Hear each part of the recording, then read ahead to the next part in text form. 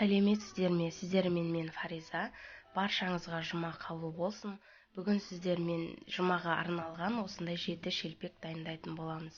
Видеоны соңына дейін көріп, менімен бірге болыңыздар. Ол үшін бірінші қамырын дайындап аламыз. Қамырға ұн, дрож, қант, тұз және жылы су қажет болады. Жылы суымызға қант және дрожды салып, жақсылап араластырып, 5-10 минутқа қойып қоямыз. 5-10 минуттан кейін араластырып, ұнымызға қосатын боламыз.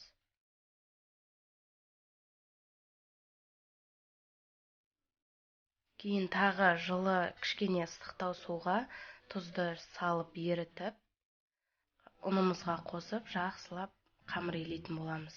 Орташа жұмсақтықта.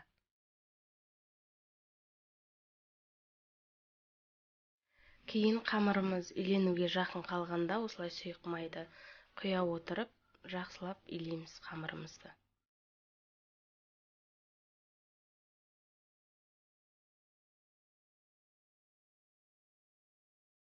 Міне қамырымыз дайын болды. Үстін пакетпен жауып, жылы жерге 1 сағатқа қойып қоямыз. Қамырымыз 1 сағат тынып тұрды. Көріп тұрғандарыңыздай өте жақсы көтерілген. Енді өз қалауларыңыз бойынша табаңыздың көлеміне қарай 7 бөлікке бөліп аламыз.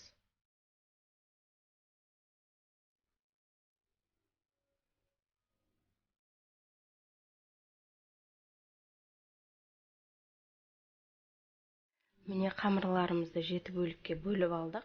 Енді майдың көмегімен бір-бірлеп видеода көрсетілгендей етіп жайып шығамыз. Жайып ортасын пышақпен кесіп аламыз.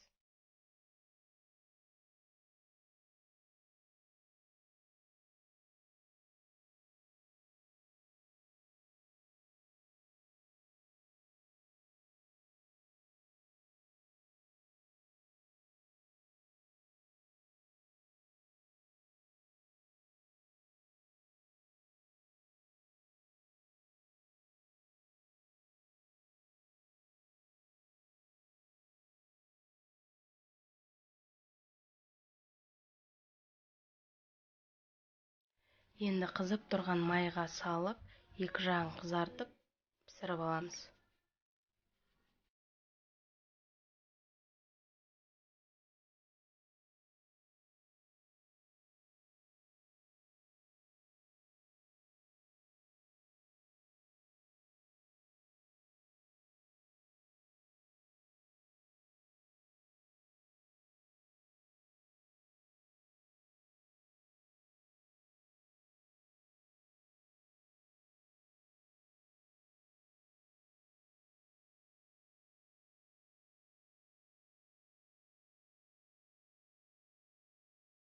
Жеті шелпектен артық қалған қамырдан осындай бауырсақтар жасадым.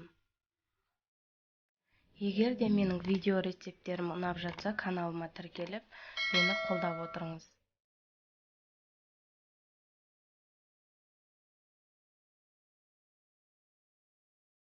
Міне біздің жұмаға арналған шелпектеріміз дайын болды.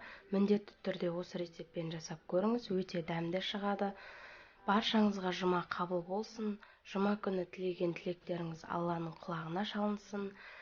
Видеоны соңына дейін қарап, менімен болғандарыңызға рахмет. Сіздермен болған Фариза, сау болыңыздар.